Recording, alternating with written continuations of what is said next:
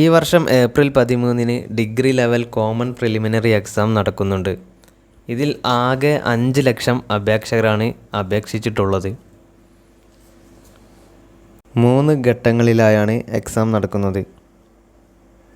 April 13, April 27, May മാസത്തിലാണ് പിന്നെയുള്ള 3-ാം ഘട്ടം വരുന്നത്. ഇങ്ങനെയാണ് PSCയുടെ ഒരു കലണ്ടർ വരിക.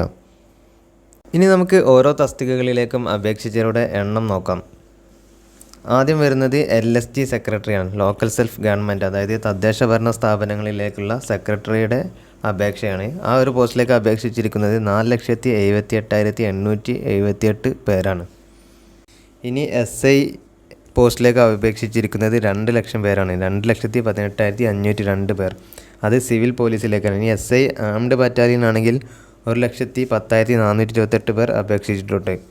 ഇനി അസിസ്റ്റൻറ്റ് മാനേജർ, കേരള ബാങ്കിലേക്കുള്ള അസിസ്റ്റൻറ്റ് മാനേജർ പോസ്റ്റിലേക്ക് 1,75,399 പേർ അപേക്ഷിച്ചിട്ടുണ്ട്.